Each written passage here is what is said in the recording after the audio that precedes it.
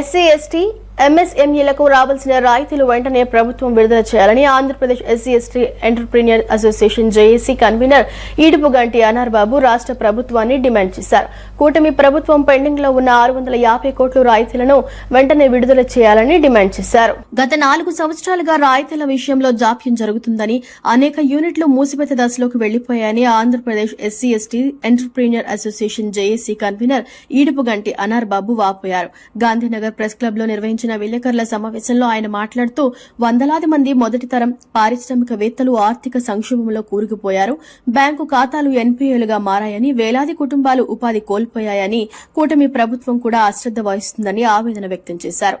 APSRTC hire buses రాష్ట్ర అధ్యక్షులు రాజశేఖర్ మాట్లాడుతూ కూటమి ప్రభుత్వం పెండింగ్ లో ఉన్న 650 కోట్ల రాయితీలను వెంటనే విడుదల చేయాలన్నారు.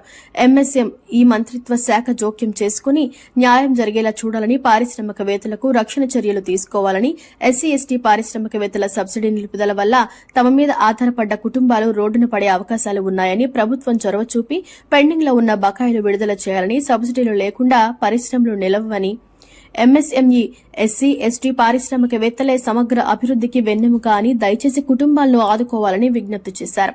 ఈ కార్యక్రమంలో నాగకుమార్, పినమల, వెంకటేష్ ఉల్లి, Andhra Pradesh SC ST entrepreneurs association joint action committee సభ్యులు తదితరులు పాల్గొన్నారు.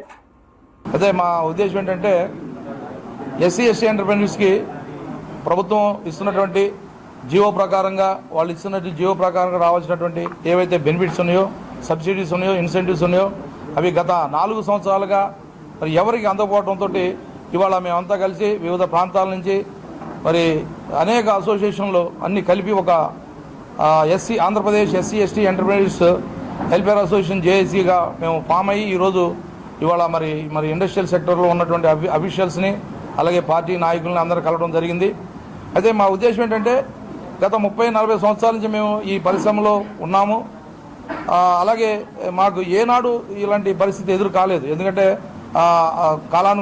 అనుకూలంగా మేము ఎప్పుడైతే సబ్సిడీస్ అప్లై చేశామో ఆ సబ్సిడీస్ వాళ్ళ సమయానికి ఇచ్చారు.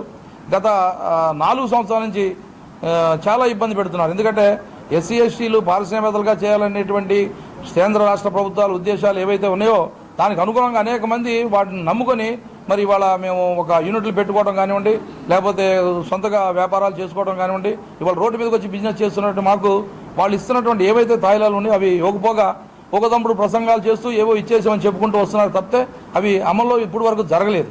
ఇప్పుడు రాష్ట్రంలో ఉన్న ఎస్సీ ఎస్టీ పారిశ్రామికవేత్తలకు సంబంధించి ఒక జేఏసీగా ఫామ్ అయ్యి జేఏసీ తరఫున మీడియా మిత్రుల ద్వారా మేము ప్రభుత్వానికి ఒక విజ్ఞప్తి చేస్తూ ఉన్నాం. గతంలో మేము 2020 నుంచి 24 వరకు రావాల్సిన సబ్సిడీస్ రిలీజ్ చేయకుండా ఆ ప్రభుత్వం ఇబ్బంది పెట్టి మరి వెళ్ళిపోయిన పరిస్థితి ఉంది. ఈ రోజున ఈ ప్రభుత్వం అందరం భాగస్వాములుగా గెలిపించుకొని వచ్చిన ఈ ప్రభుత్వాన్ని మేము కోరుతా ఉన్నాం. మీరు ఒక పారిశ్రామిక పాలసీని పెట్టారు. ప్రతి ఇంటికి ఒక పారిశ్రామికవేత్తని తయారు చేయాలి. అదేవిధంగా P4 ద్వారా పేదలకు సంబంధించిన వాళ్ళని అప్లిఫ్ట్మెంట్ ఇవ్వాలి. ఇలాంటి మంచి స్కీమ్స్ పెట్టారు. మేము కూడా దానికి చాలా హర్షిస్తూ ఉన్నాం. అయితే ఇప్పటికే పారిశ్రామికవేత్తలుగా మరి మేము నిర్మాణ రంగంలోని, తర్వాత ట్రాన్స్పోర్ట్ రంగంలోను, మ్యానుఫ్యాక్చరింగ్ యూనిట్స్లో ఉన్నటువంటి మమ్మల్ని మరి పారిశ్రామికవేత్తలుగానే మేము ఉన్నాం కదా, మరి మమ్మల్ని ప్రోత్సహించడానికి సబ్సిడీస్ ఇవ్వకుండా మరి కొత్త వాళ్ళని ఎవరు ఎంకరేజ్ చేయాలని అంటే దయచేసి మేము కోరుతా ఉన్నాం. ముందు మమ్మల్ని నిలబెట్టండి. రోడ్డు ఎక్కినటువంటి మా పరిస్థితులు అర్థం చేసుకొని మరి ఎంపీలు అయిపోయిన ఇండస్ట్రీస్ని మళ్ళీ తిరిగి ప్రారంభించేలాగా మరి తట్టుకొని ఈ పరిస్థితుల్లో నిలబడి లివ్ అండ్ లెట్ లివ్ లాగా మరి మేము బ్రతికించు అనేటువంటి పరిస్థితుల్లో అనేక మందికి మేము ఉపాధి కల్పిస్తూ ఉన్నాం. ఈ ఎంఎస్ఎంఈలకి కావాల్సిన రాయితీల గురించి వివిధ ఎస్సీ ఎస్టీ సంఘాలు జేఏసీగా ఏర్పడి మరి విశాఖపట్నం నుంచి అనార్ బాబు గారు, గుంటూరు జిల్లా నుంచి రాజశేఖర్ గారు, అలాగే వివిధ గిరిజన నాయకులు అందరం కలిసి ఈరోజు గత 4 సంవత్సరాలుగా రావాల్సిన రాయితీలని మరి 2020లో గత ప్రభుత్వం మరి కరోనా టైంలో కూడా రిలీజ్ చేసింది. ఆ తర్వాత విపత్కర పరిస్థితుల వల్ల గత ప్రభుత్వం పెండింగ్లో ఉంచింది. మరి ఈ ప్రభుత్వం వచ్చినాక ఇంటికి ఒక పారిశ్రామిక విధానాన్ని ప్రవేశపెట్టారు. దానికి ఎస్సీ ఎస్టీ వర్గాల తరఫున హర్షం వ్యక్తం చేస్తూ మరి ఇప్పటికీ పారిశ్రామిక రంగాల్లో ఉన్న ఔత్సాహిక పారిశ్రామికవేత్తలకు కానీ పారిశ్రామికవేత్తలకు కానీ పెండింగ్లో ఉన్న రాయితీలు రిలీజ్ చేయకపోవటం వల్ల చాలా నష్టపోయి మరి బ్యాంకుల నుండి నోటీసులు అందుకుంటూ చాలా విపత్కర పరిస్థితులు ఎదుర్కొంటున్నారు. మరి పరిశ్రమలు నడపలేక మూతపడే పరిస్థితికి ఇప్పటికే చాలా పరిశ్రమలు మూతపడినాయి.